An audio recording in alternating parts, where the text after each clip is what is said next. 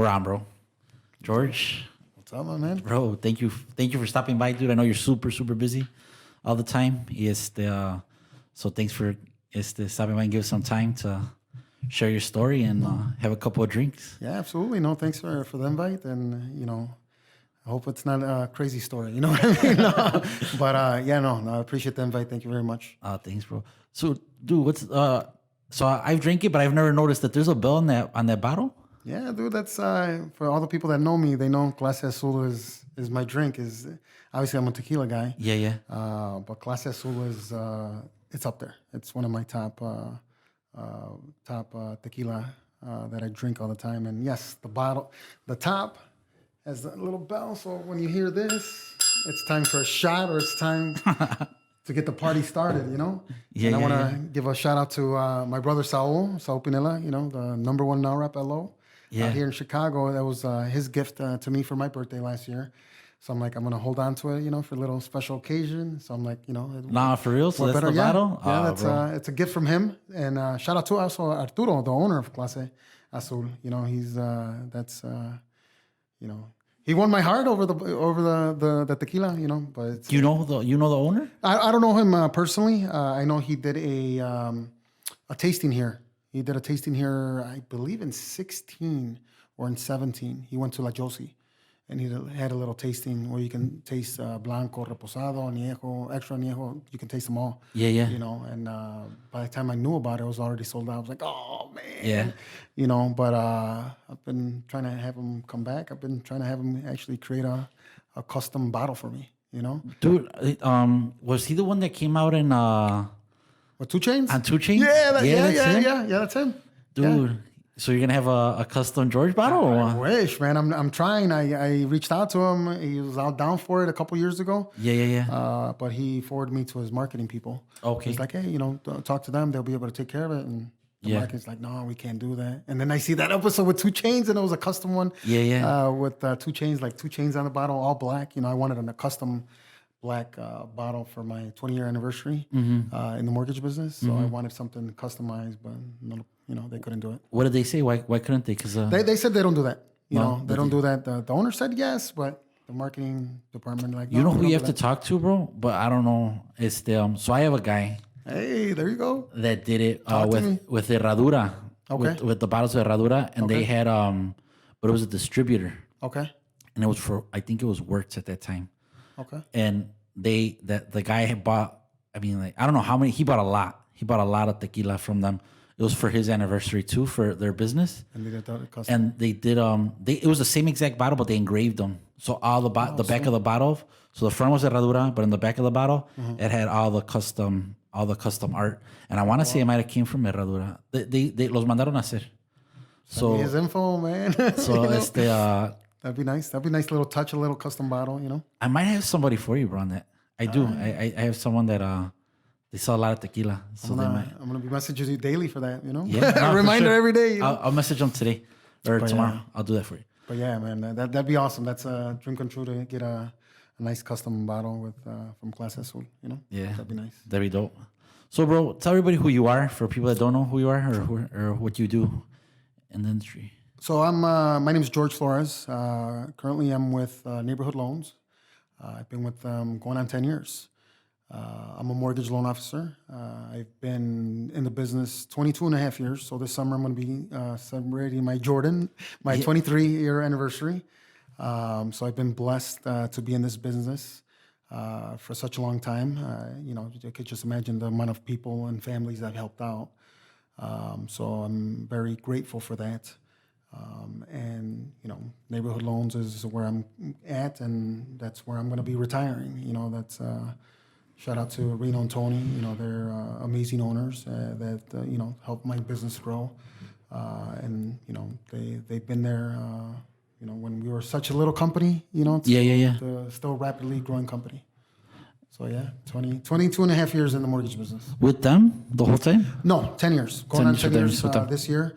But altogether, 22 and a half years in the business. Yep. Wow. Long time, right? Yeah, that's a long time, dude. That's I regret, like, everybody asks me how long I've been in insurance. I've been in 13 years, like, but not straight. Like, I regret leaving. Oh, got it. Like, I had started in, like, 2000. like 99, 2000. Okay. I started, and then I left, and then I came back. But I regret it now. Like I should have just stayed in insurance. At that time, it was different though. It was harder to get an agency and all this other stuff. So I just left. I left at that time. But sometimes I regret leaving just because of that. Because yeah, dude, if I know what I know now, I could imagine what I would know if I would have stuck around and never left. Oh, I can imagine. And, Yeah. You know, I know when sometimes things got tough in the mortgage business. You know, it was a little scary. I'm not gonna lie. We're like, ooh, you know, what else am I gonna do? This is all I've done. You know, I had a little, you know, high school jobs, but they were little part-time gigs. You know, nothing. You know, this is all I've done my whole life. So I'm like, what else am I gonna do? You know, like, if it keeps going bad. You know, luckily with my real estate relationships that I have, you know, past clientele that I have, and you know, we survived the storm. I survived the storm. You know, a lot of people did get out of the business, and people are slowly getting back into it. You know what I mean? Now, the requirements are a little, you know, different now. Now you got to get licensed. They do background checks. You know, so but yeah, man, it was a hard storm. You know what I mean? I don't know what kind of category it was, but it was up there. You know, it's the Let's start from the beginning, bro. Before we even go to that, because I want to pick your brain on like all that other stuff too. When that went. So where were you born? Well, let's ring that bell, bro. Let's get a drink. Yeah, let's get a drink going. Here, bring it, baby.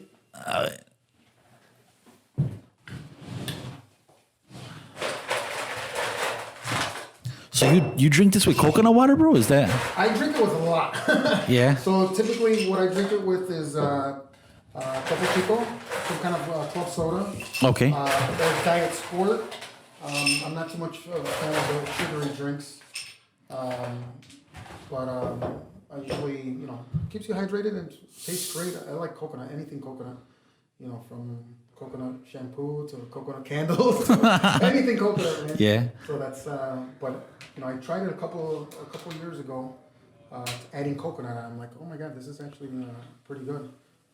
So let me start off with a little Topo Chico. Do the classy. How do you like it? I'll do the same as you, bro. No me rajo. All right, that's what I like to hear. Let's put a little bit of coconut water. Keep you hydrated, you know, while you dehydrate. Right. Might be a little strong the first one, you know, but This might have to be my new drink, dude, with coconut water. I had so we were in Thailand, right? And they had I have to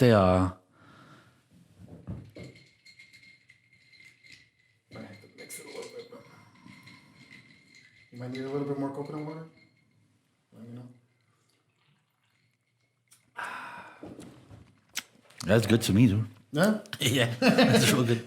It's the yeah, they had so we kept on passing by this lady, bro, and she would cut the coconuts in half. She would cut them in half, and then she had like a little scraper.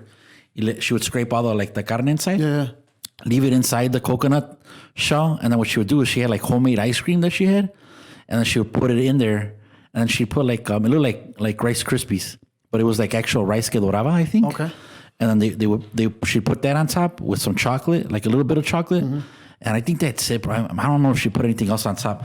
But dude, best ice cream ever I've ever tasted. Yeah, bro, if you like coconut, you would love that stuff. What was the flavor of the ice cream? It was coconut. Oh, it was coconut. Everything was coconut. Oh, but like, it was like, it didn't have a really strong taste to it. Like, it was just like refreshing. And like, it was just melting around. And the ice cream didn't even seem cold, bro. It was weird. It was just good. Like, I've never had nothing like it. How many did you have? Every time we'd pass by, we got to get one, dude. So where were you born? So I was born here. I was born in Chicago. Mm-hmm. You know, back in the day, you know. Yeah. But grew up, raised a newborn in Pilsen.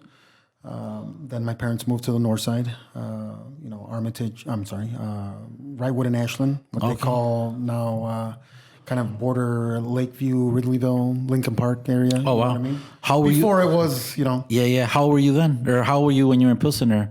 Well, newborn. That's where newborn. Okay, and newborn. then I think I was close to grade school, like about 4 or 5 years old. Oh, okay. When we moved out. So I was only there for a little bit. My newborn, you know, my baby years, you know? Yeah. And then we moved to the north side a little bit out there. We were out there, should have stayed out there, man. Oh my God, now you can't even touch that area. Did your parents buy over there or were they renting? No, they were renting. They Yeah. were renting. They didn't know about buying until, we moved to Cicero. Yeah. So we stayed out there my whole grade school year.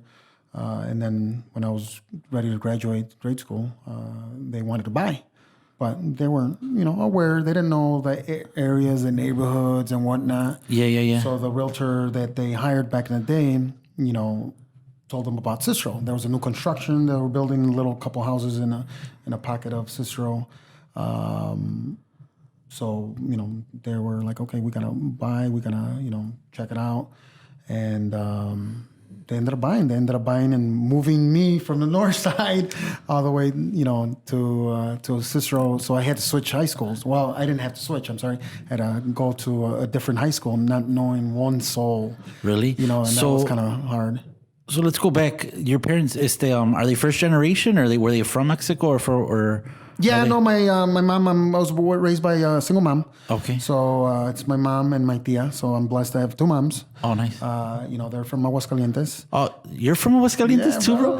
Dude, Aguascalientes, did we have that conversation? Yeah. We did, right? Yeah. Do you know Joel from Wintrust?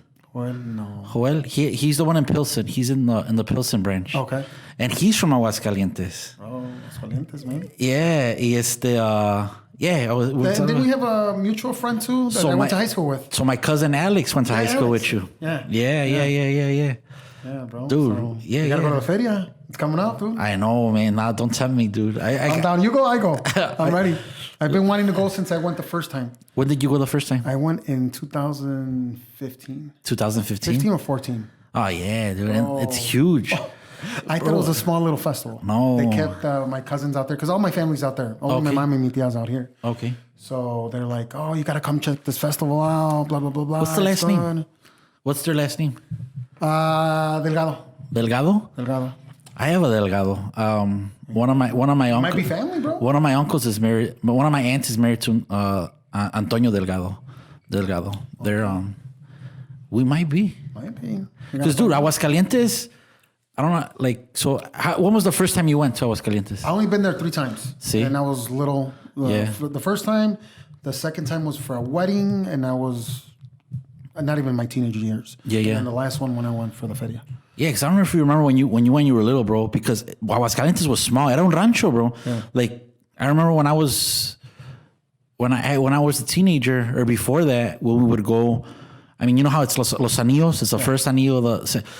Dude, the first anillo was that. That was it. After the first anillo, you would go, and a lot of that stuff wasn't there. Still, it was still like open land or stuff like that. Yeah. You'd get to the tercer anillo, and that was rancho. Like it was just open. It was just ranches.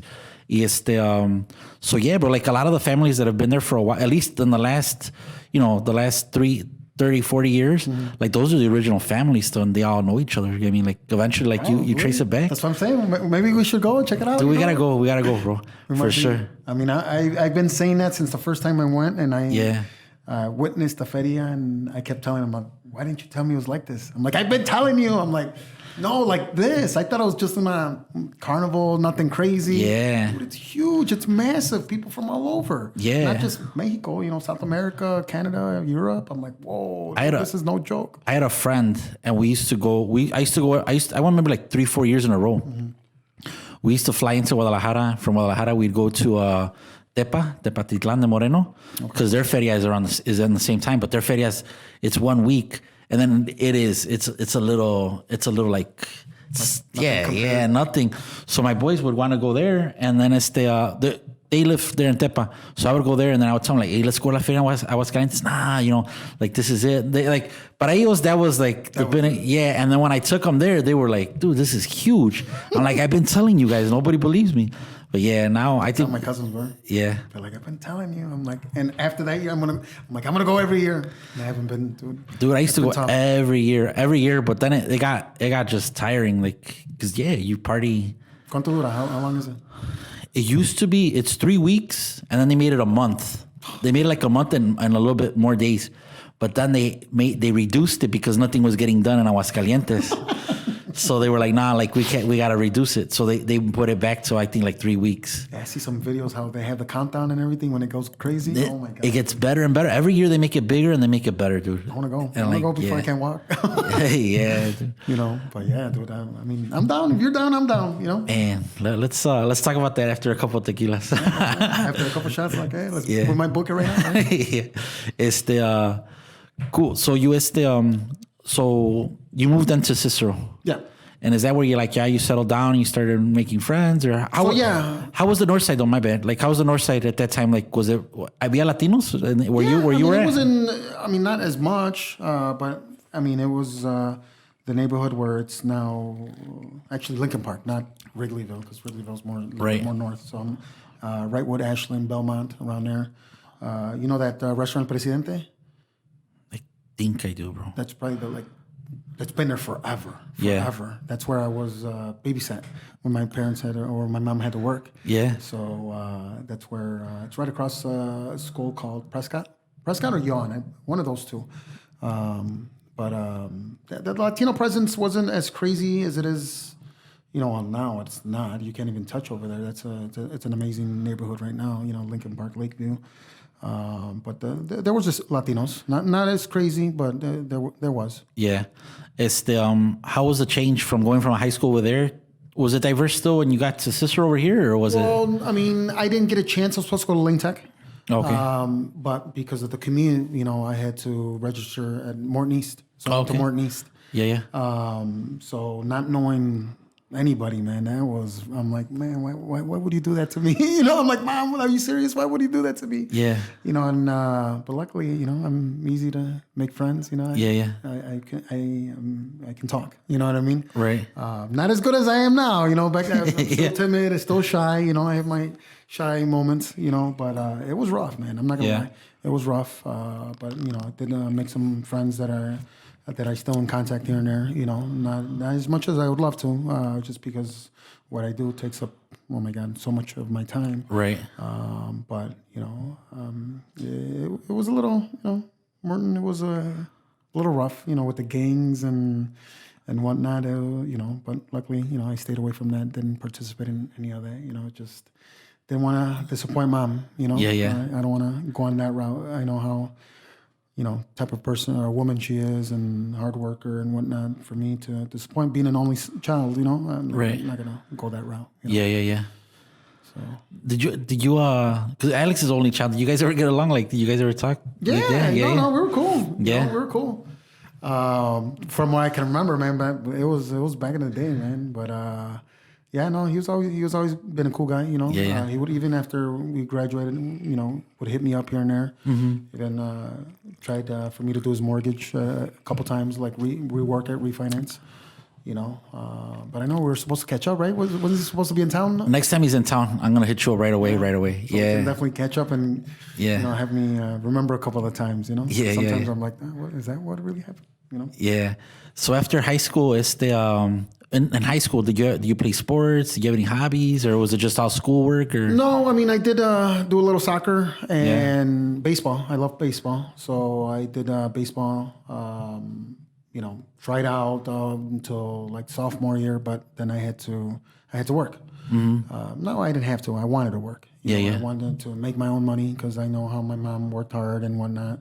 So I wanted to make my own money and then start getting my feet wet and working, because I know that's where I was going to be heading. And as soon as I graduated in high school, I wanted to work. So my first job was little paper route, that I had, just making, oh my God, peanuts, But then I got. Did you do it by foot or bike? No, by foot. By foot. By foot. Yeah. How many blocks did you have? Oh my God, man, I'm trying to remember. Man, it's probably like 4 or 5 blocks. Oh, It wasn't that crazy. Was it bad? What paper was it for? Truthfully, I don't even remember what paper it was for. Some probably Cicero or something, Yeah. How early did you have to get up super early for that one? Or? Yeah, I remember they would drop off like the packs of the newspapers, and then I would have to roll them up and put them in the bag and just go deliver them. But I don't remember how often, to be honest with you. I don't remember how often it was. If it was once a week or if it was daily. Yeah. I don't remember it because it was a while ago. That was the thing. I don't think they deliver newspapers anymore, do they? I don't think so. Do even people read newspapers? Are there even newspapers out there anymore where you can go pay? I don't even know. How much are they? I don't know. There's a newspaper stand right across the street from here, and that guy's been there forever. I don't know what still open? Yeah, he's still open. I don't know what he sells, or like or magazines or whatever. But he's there, bro. And la gente, like I do see like the older guys like stop by or cars will Old stop. school generation, probably Yeah, still yeah. reads the paper and whatnot. Yeah. But no, I don't. I don't know when's the last time. Last time I actually bought a newspaper was when the Blackhawks won. Because Okay. I like to keep all that, Yeah. put them in a frame and whatnot. Yeah, yeah. So that's the last time I have the Bulls ones. They're all yellow, mine. Oh, I have I those. never cut them up. No. I have them, but they're Yeah. all like, but the sun and time beat them up. You know what? Preserved them. I always put them on the bottom of my clothing drawers. Oh, really? Yeah. See, nothing touches them. Oh, They're still there. I have that one. I did what Barack Obama one. Okay. I kept that one. I've kept a couple of them. I think I might still have when the year 2000 came. Oh, okay. Yeah, because I got the last one was one I have the Blackhawks, and then when the Bears went to the Super Bowl, when they won the NFC championship. I have I think I might still have it. The program. One of my guys went to the game, and the program, Super Bowl? Super Bowl program. Oh, nice. And then Miami. Yeah, and then it's all like wet, but I was like, it must be worth more money because it's wet, because that proves that it was there, because it rained that day. Yeah. So it's the Let's not talk about that. The results. dude. Oh, man. It's the We're still trying to get back now. yeah. Time So flies. the newspaper route, that was your first job. That was my first little gig, Yeah. But then, you ever heard of LULAC? It was an organization. I think it's here in Cicero.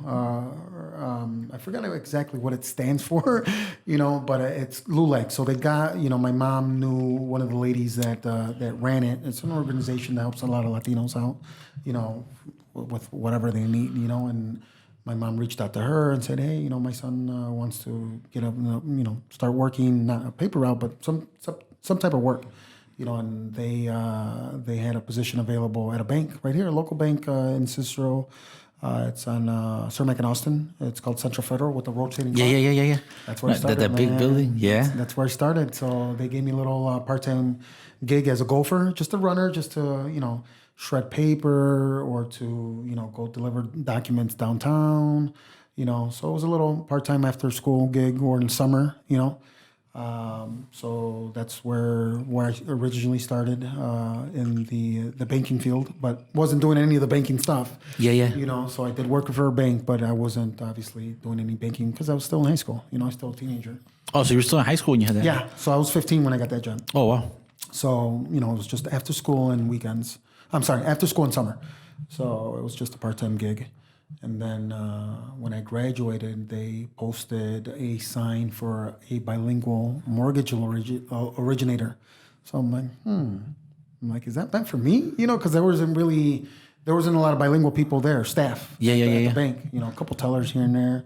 No loan officers. Nobody in Cicero was growing in the Hispanic community.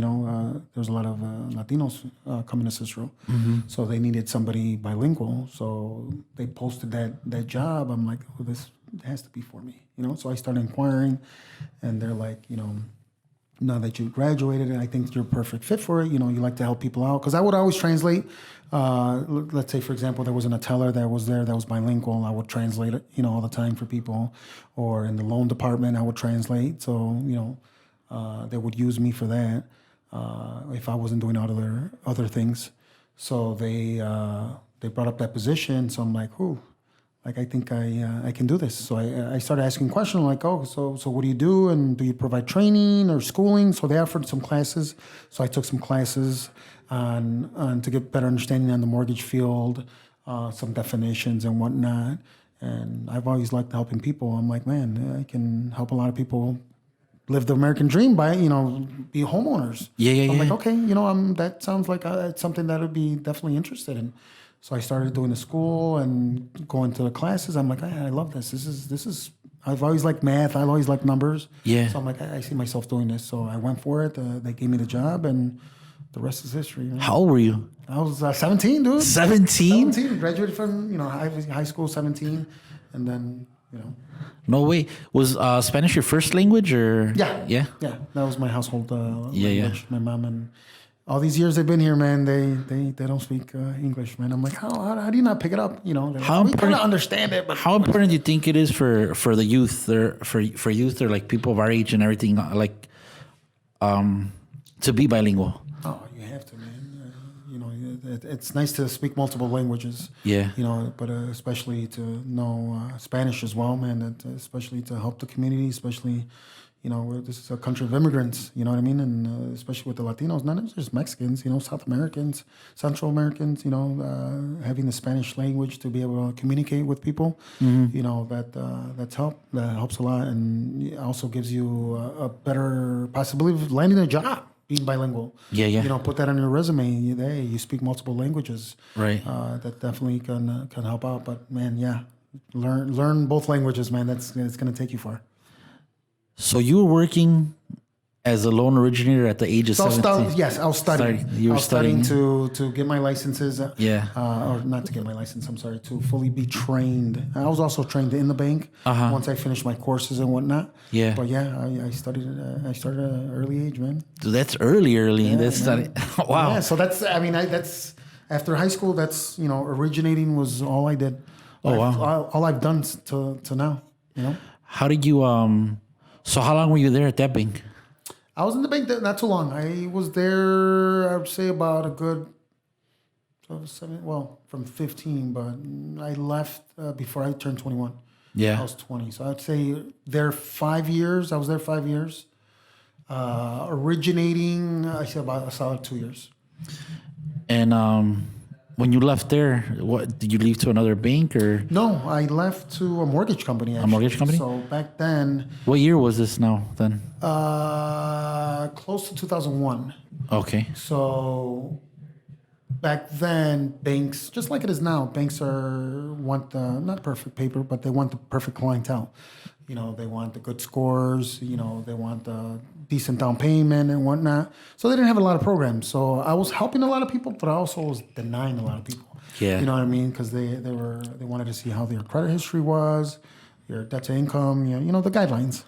And, I was heavily being recruited back then to join the mortgage side. Yeah. But I was hearing a lot of negative things about the mortgage side. Oh, they're rip-offs. They charge a lot of fees, a lot of higher rates. I'm like, oh, I don't want to be known as a rip-off. I want to be known as helping the community. So it took me a long time to make a move, Yeah. So what actually made me make the move is because I was denying a lot more people than I was actually helping. So I know the mortgage side had subprime lending or had more programs for people to be able to get into homes, to be able to purchase. So, that's what made me actually made the move. I'm like, okay, yeah, what, the mortgage side back then had a lot of, negative feedback, a lot of bad, but I'm like, hey, not everybody's bad. Just because, there's a lot of bad loan officers out there doesn't mean everybody's bad. Right. You do things the right way, you'll go far in this business. So I decided to make the move, and it was a great move that I made. I started helping a lot more people, a lot more products, a lot more things I can offer people. So that helped. Where did you go work for? So it was a company called First Capital Mortgage. It was actually in this building. It was this building before it was built because it was constructed, right? This was the. So you used to work for the guy that owned the. He owned the tapas place and he owned the wing spot, no? No, this was this was in 2001. So I don't know how long he owned this. Because this was before it was the Realty Chicago building. It was a wing place. It was like a sports bar. Okay. No, it was Firehouse Wings. That. Yeah. Before that, it was a mortgage company back in, we're talking about early 2000s. Yeah. You know what I mean? This was a mortgage company. So that's why, ironically, it was here. See? It was here that it was called First Capital Mortgage of Chicago. Okay. So that's where I started because right next door is the bankruptcy place, right? Yes. Jersey? Because next door is Peter Francis Geraci. The bankruptcy attorney. Yeah. But right here, this was a mortgage company long time ago. No way. Because this was where I started the mortgage side. At that time, in 2000, it was 99, 2000. I was working already at State Farm here in Cicero. No, I was working for State Farm, but I was on 15th and State. And then from there, I was there for like 2-3 years. And then I moved down the street to 58th and Cermak. And I was at the State Farm at that office. Okay. Also, we're at the same area around the same time. Yeah, because next door was a furniture place. Right here? Yeah, before, what is Michoacán? Michoacán. Yeah, it's a furniture place. No way. Yeah, dude, it's, then Chase was still been there. The shoe store still across the street? Yeah, it's still there. It's Yeah. there. What else? And then there's another mortgage company right in the corner, isn't there? It is, but I never seen any. I don't even see Is it any. even open? Or I don't know. I guess. I don't know. I've never Well, seen yeah, any. no, they've been there for a while too. Yeah. They've been there for a long time. But yeah, I mean, this is when I left the bank, I came here. So, Oh, wow. Well, this location. Yeah. So I think I don't know if they knocked it down or if it was a wing stop and then. It was a sports bar, and then So they just rehabbed it. and then Eddie bought it and bought the building, and then he rehabbed the whole thing. He gutted it. Because I And knew the owner of the that owned the building. So, Yeah. but I don't know if that guy sold it to the guy that owned the wing stop or the wing. I don't know, place. because they had told me the rumor was that someone had a mortgage company around here on one of these blocks. Right here, this one. Yeah, and he owned this place and he owned the tapas place. Well, he didn't own the mortgage company. He just owned the building. He Oh, rented it to the okay. mortgage. Okay, He rented okay. it to the mortgage people or my ex-bosses. Oh, okay. So yeah, no, he never owned the actual mortgage company. He just owned the building and rented out to them. Oh, well, yeah. Suppose whoever did that, they supposedly they used to own the tapas place next door too. Was that there already? No, No. no, Oh, then yeah. no, because I left in 2000 here. I left in 2002. So I only stayed like a year and a half. Oh, okay. I didn't make it to 2 years. No. You know. And then you moved from here. You moved to where? So from here, then I went to Freedom Mortgage. Oh, okay, to So I Freedom went out Mortgage. there, yeah. With Nick and Mamedi? Yeah. Yeah. Yeah. No, me and Nick, I've known him for. He actually he was a part owner of First Capital, Yeah. this place. So he was part owner. I had a buddy that used to work there, Fred Rodriguez. Fred, do I know him? Fred? A big Fred Rodriguez. I would have to see him by face. Yeah, him, Joel Gallardo. Yeah, Joe. Joe, Yeah. I knew Joe. TCOB? Yeah, he used to. He lived so in Summit. There wasn't a lot of Latinos growing up. Yeah. So we lived on one block, and his parents and my parents knew each other really well, and they lived. And we used to babysit his sister. My mom used to babysit his sister. Small world. And yeah, and then I remember when he was working there. Yeah. So yeah, I run into him once in a while. Yeah, no, Oh, I mean, I hit him up. He just hit me up the other day. But yeah, it's a small world, man. It's Yeah, crazy. dude. Yeah, I still. Yeah. I would see him. I did an event in Bolingbrook, and he stopped by there. That's the last time I seen him. Yeah. It was a couple of years ago. Do you know Jose Almanza? Yeah. Jose Almanza too. I just saw him actually. They had a grand opening at the Remax Legends. Oh yeah, That's where he was at. yeah. I That was like a little freedom reunion. Yeah, I well, saw yeah. everybody there. Yeah, Jose. I know. I've known Jose since we were little kids. He owes me lunch, man. He said he was supposed Yeah. to. I'm going on Friday with him. You down? Oh, Yeah. Friday tomorrow. Friday. Or this Friday. Yeah, the you Friday. should be. Yeah, he sent me a message, so we're supposed to meet up on Friday. Yeah, he said he had a little when we went to the that grand opening. He said he wanted to catch up to lunch, but he had to come back from Florida or something. He's like, when I come back, I'm gonna hit you up. I'm like, all right. You still haven't hit me up, Jose. I'm waiting. Yeah, dude, he was on the podcast. He was like my third, fourth guest. Oh no way. Yeah. And dude, we kept on re-recorded his probably like 3-4 times. I don't know what was wrong with my computer and my other stuff, and I was barely trying to figure it out. And yeah, but he was a good sport about it. But yeah, dude. Yeah, I'm supposed to on Friday. We're gonna do lunch. I'll let you know, bro. The details. He's awesome, man. I like Jose. Yeah, no way. So that's crazy. So you were in Freedom Mortgage. So you were in Freedom Mortgage when the mortgages were already, selling like hotcakes, no? Yeah, so they had a Wicker Park office. Then they opened. They had an office in Elgin, and then they had an office in Oakbrook. Okay. So it was good, man. It's always good. Always great experiences. I can't say bad about all the places I work with. They're all great experiences. You meet a lot of good people. And it's life, man. You live and you learn. What I mean? But it's nice to see still a lot of people from back in the day still in the business, still hustling. When I see them from time to time, like I said, it was a mini little freedom reunion. at the Remax Legend grand opening. You know, it was nice to see a lot of faces that I haven't seen in a while. Yeah. So how long were you with Freedom Mortgage? I was there from I think 02 to I say about 3 years, 2005, I believe. Okay. And then from there? From there, I opened up a company. I opened up my own. I'm like, all right, if everybody can do it, I'm gonna try it too. Yeah. You know, so I tried it for a couple of years. I opened my own shop. What did you call your company? American Equity Financial Group. Yeah. American Equity Financial Group. AMEC. Yeah. I remember. Yeah, I think I still got some stuff somewhere in storage. You know. Where did you open it? It was on Chicago Avenue and Ashland.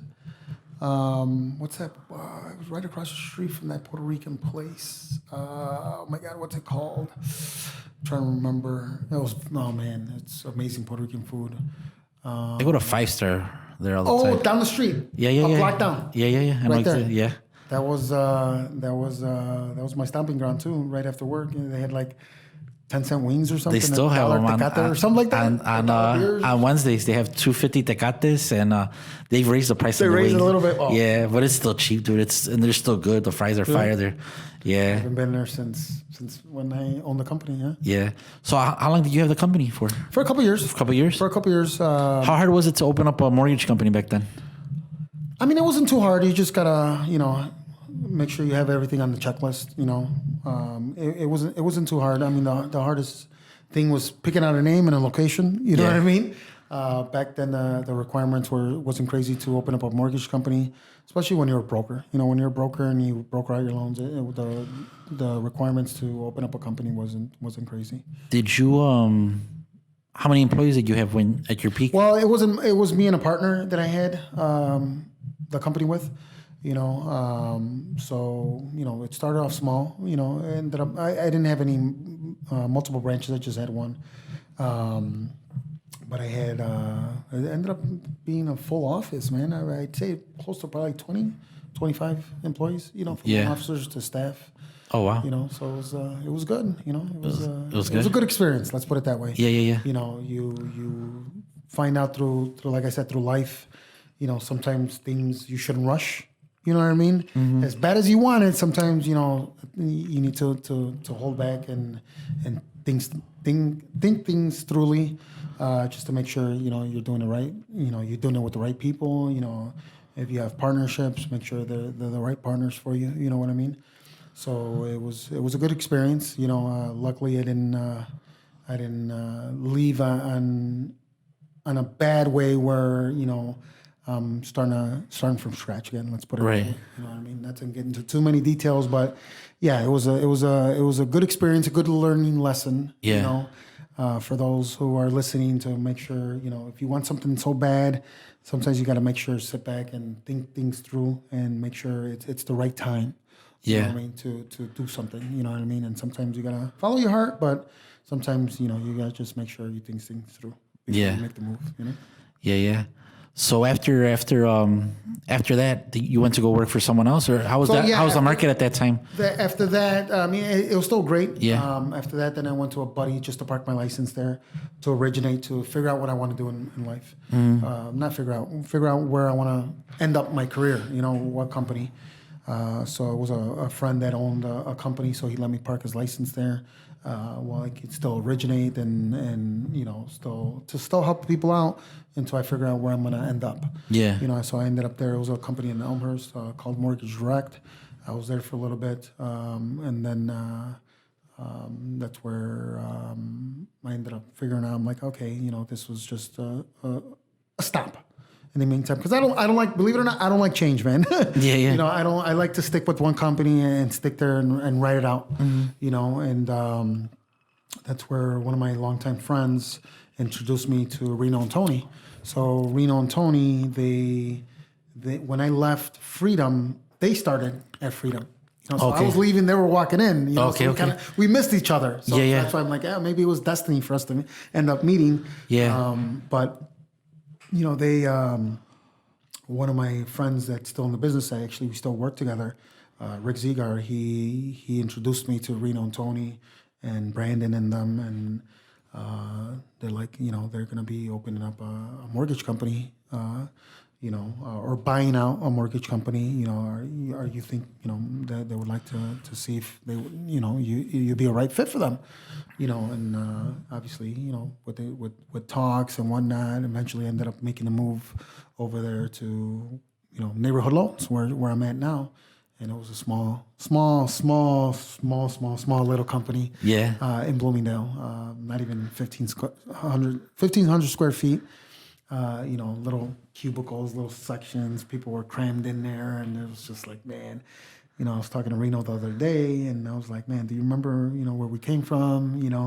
At the spot in Bloomingdale, how it was back in the day, and to see it now. And Yeah. Man, sometimes you're like, man, a lot of this hard work definitely does pay off. Because you guys have a brand new office, no? Oh man, yes. Yeah. They just switched over their corporate office to Downers Grove. Oh my God, it's the 6th floor. They have the whole 6th floor. It's wow. You got to stop by. It Yeah. is jaw dropping. It was Really? like, wow.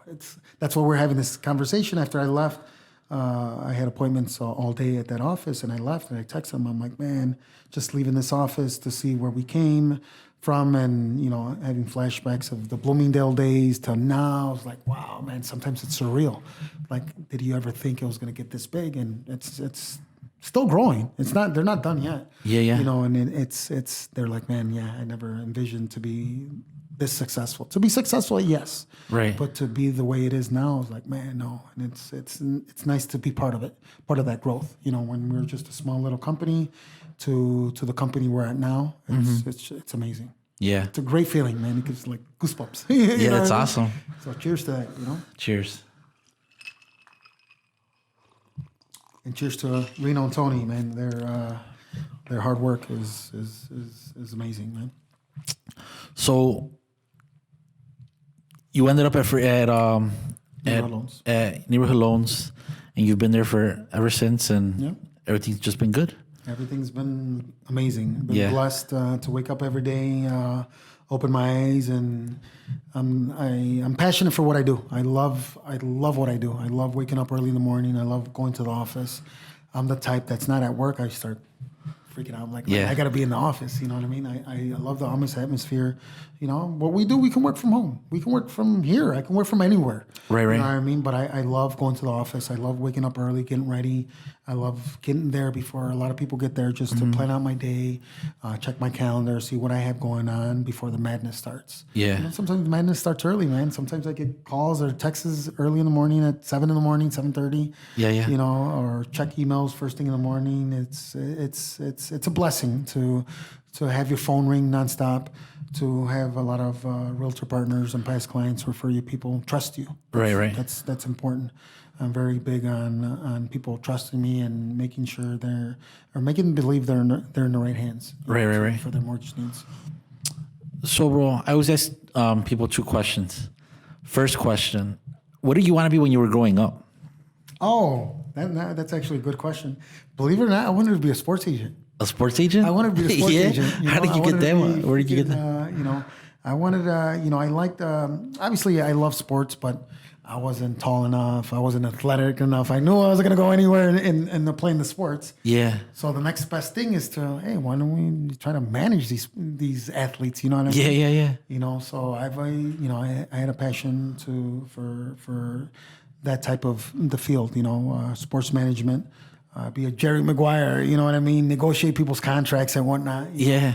And always be around. I like going to sporting events. I like going to football games. I go baseball, soccer. You name it, any type of sporting event, I'm there. You know what I mean? I like being there as much as I can. But I'm like, oh, you know what? I'd like to make sure, I would like to be able to manage these athletes. You know what I mean? Make sure they go on the right path. Make sure they don't get out of control or whatnot. You know what I mean? But that was something I wanted to do at an early age, is being in sports management. You're the first person I've ever heard say that, bro. Really? Yeah. I want to be Jerry Maguire, bro. So was that after the movie or? No. When did that movie come out, man? It's an old movie, but yeah. But yeah, that's what I wanted to do. Believe it or not. Yeah. And then another question. I'll save the other one for a little bit later. Who's your mentor, bro? It's a juicy one, huh? Yeah. Who's your mentor? Who who's someone that influences, or not influences, but helps you out when you're in a jam, or when you need to just pick someone's brain in regards to just knowledge and on life or anything itself? I mean, that's good. I mean, I got quite a few, a couple of them, but a lot is, I call him my brother, is Saul Pinella. Yeah. We've known each other for a long time. We've worked at a couple of the same companies in the past, and then we're blessed to work together. I've known him for over 15 years, and, that guy's a legit dude, straight up, there's no BS around him. He'll tell you how it is, and he's a good dude. He's a good dude. I do pick his brain. He's a successful guy. He's a great team. And every time I'm in a bind, or whether it's business, personal, whatever, I talk to him. I have the trust in him to not be shy. Not to be embarrassed about anything. If it's something personal that I don't want to tell too many people, or if it's something work related, whatever, he's one of my go-tos. Whether it's a phone call, or we work in the same office in the Midway office, so if he's there early, sometimes I'll catch him and chit chat for a little bit, because we're both busy guys. But if it's something that's urgent, then I know I can count on him. I know he'll be there if I tell him to be there for me. Yeah. Or if I need him, he'll drop what he's doing, Right. to be there. So that's a good dude. So that's he's like my brother, So I'm blessed to have him in my life as well. Yeah. And it's so this is the other question. What would you, George, sitting here today, what advice would you give George, Little Jorgito? Little Jorgito, delivering newspapers? Oh my In God. Cicero, what advice would you give him? To invest at an early age. Don't be popping those bottles and taking all those vacays, Yeah. Buying all those cars, and no, be smarter. Be smarter with your money. Invest. I did invest. I'm not gonna lie. I did buy my first multi-unit when I was 21 years old. So I did get a taste of the investing part. Right. But yeah, little Jorgito, I would tell little Jorgito to invest as much as money as you possibly can. Yeah. Make sure you set yourself up for the future. Invest in real estate. Have a strong real estate portfolio, 401k, stocks, a nice little savings account, but always be smart with your money, or smarter with your money. You know what I mean? Don't say, not saying not have a good time with it, because you work hard and you play hard, Right. I'm the type that works hard, plays harder, Yeah. But that's what we work for. We want to make sure we want to enjoy the finer things in life as well. Especially if you're working hard, you deserve it. You deserve to spoil yourself once in a while. There's absolutely nothing wrong with that. You don't have to ask anybody permission on how to spend your own money. You worked for it, you earned it, that's your money. But I would advise Jorgito to be a little smarter and invest more when I was younger. Do you think, bro? Like, so I asked that questions to a lot of people, and a lot of the guys that are our age are the ones that give that answer. Do you think it's because of what we've seen already when it comes to the market and everything else? Yeah. And knowing that the good times don't last sometimes, or that there's always gonna be a time when you're gonna have to really settle in, and and it's not gonna be, how could I put it? It's not gonna be. Clients aren't gonna just be calling all the time. There's not gonna be so much money coming around. Oh yeah, don't take everything for granted. Just like life, don't take it for granted. Yes, success is success can be taken away from you. Things can happen. Some things, I would hate the market to happen like back in 08, 09, Right. where the bubble burst, and values were tanking, foreclosures were left and right, and values were going down, and people couldn't refinance, people couldn't get out of that crazy mortgage.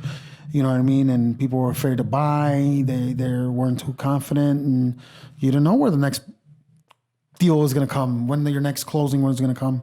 That's you can't take that for granted. That's why you always got to save.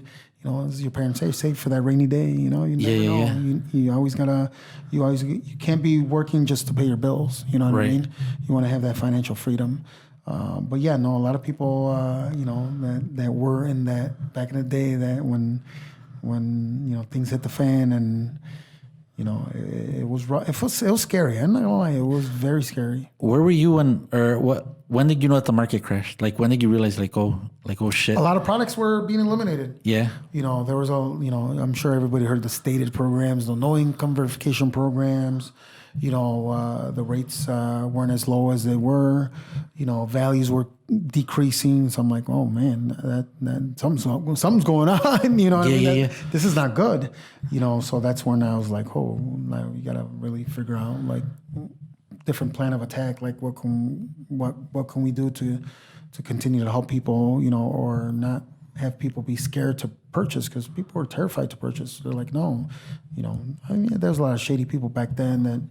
That's why the mess got into the way it was. You know, people selling programs, didn't explain it, how it ran properly, telling people their full mortgage payment was just their principal and interest, that taxes and insurance were included, but they weren't. Yeah. You know what I mean? They had no idea. And that bothers me. A lot of people taking advantage of our community, our people. You know what I mean? They're here. They're hard workers. They want to own their home. You know, they deserve to own a home as much as we do, you know, and for the people to screw people over, that was such a shame. Yeah, it was bad back then. It was heartbreaking. Yeah. Yeah, one of the guys, I don't want to say his name, but he told me once that he was at the closing table and they were waiting for the funds to be transferred, and that the funds weren't being transferred, and that they found out that, well, let's call, see what's going on. And they shut down? The bank was shut down. And then he called, I guess he knew the regional president or whatever, someone from some big guy from the bank. And it was early in the morning, and I guess the guy hadn't read his emails yet. He didn't know that he was fired, that he didn't have a job. So the guy's like, well, hold on, let me check. And when he checks his emails, I guess he showed the email saying the bank was no longer in business. I was going to say, man, he got fired to their email? No, he didn't get fired. They just told him, like, there was nobody there he didn't get fired. It's just, there was no company. Yeah, there's no more company. Yeah, dude. That's crazy, man. But I mean, they say history repeats itself. But I don't think truthfully, I don't think that's going to happen again. But I'm not Nostradamus. I don't know the future. You know, I hope we're smarter. You know, in life, we hope we learn our lessons. I think a lot of it was greed too. Yeah, dude. I see the difference now in regards to, like, I think the people in the business. You know what I mean, or the people that are in the business now, because you do, like you said, you do see a lot of people coming back into business that, let's be honest, they're just in it for the money. They're not in it to help anybody else. Yeah. And it's but yeah, you do see the difference in regards to the people that do truly want to help people and don't want to screw them over. You know what I mean, and educate those people on how to get their loan and everything else, instead of doing shady stuff to get the loan passed. You know what I mean? So a lot of fraud was being done back then. Yeah, you know? Fraud not even from loan officers to title companies to actually lenders, investors that you would send, like banks. They would do. Oh my God, it was. Let's not talk about that. Yeah, it was bad, insane, dude. It was bad. Yeah, I have a bunch of stories. And honestly, that's why I left insurance at that time. Like, at that time, it was hard to get an office for us, so it was easier to leave and go talk to a recruiter after you had a job, and to actually get hired or apply to get office if you worked inside an office already. And then two, yeah, man, like, we were just seeing so many such crazy stuff, because a lot of people, and that's the thing, like, in our community, people didn't know English, so they would bring you the papers, like, hey, how does this look, or translate it for me. Yeah. You would look at it and you would tell them, like, no, like, this is bad, this is good. But by that time, they had already sweet talked them, they had already talked, drank the Kool-Aid. They're like, nah, well, I just want to make sure, but what you're telling me doesn't sound nothing like what he was telling me. It doesn't make sense. I'm just gonna do it. And it was just like, no, man, like, it's crazy. It's gonna backfire on you. But it is what it is, man. But luckily, I mean, I know, some of those programs are trying to slowly creep themselves back in, but now you have to have good credit, Yeah. I'm just waiting so I could buy, like, sky rises and for sure. Let me finance you. Yeah. No, but I mean, I don't think it's gonna be like that crazy where anybody breathing can walk. No. Right. Back then, anybody breathing can walk. Yeah. It was crazy. Yeah. And, hopefully, we learned our lesson, and that's not gonna happen again. Now to get a mortgage, everything has to be verified. Right. You don't have to have a perfect scenario. There's no such thing as anything perfect. But now everything's verified. In order to get into a home, you would have to verify everything. So on a lighter note, bro, just to finish off, you travel a lot, or you've traveled a lot. What's the best food you've eaten on your travels, or just in general, like something that you were like, wow, like this is really good, like your favorite dish out there? Wow.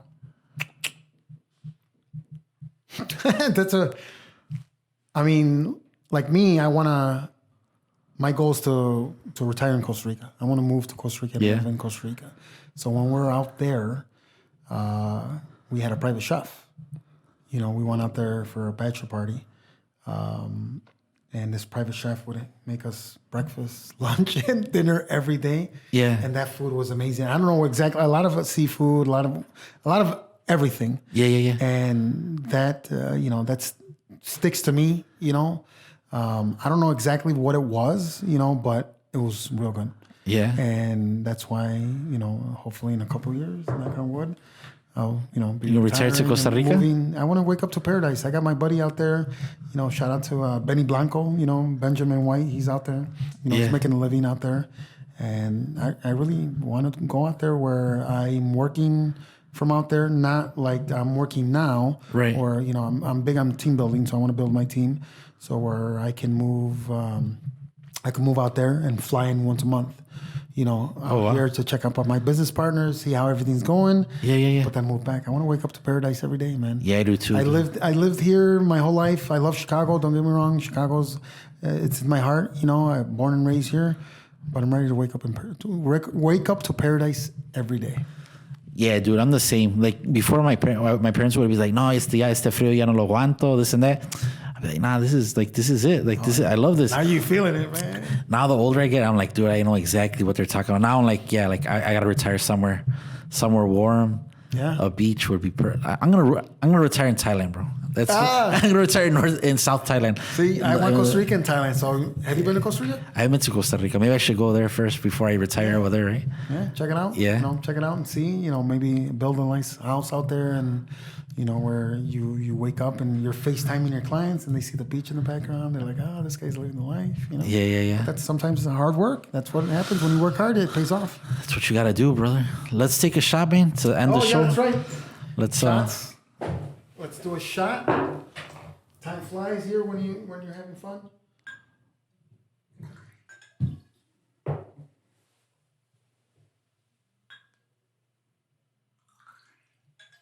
Make sure we ring the bell, because that means it's shot time.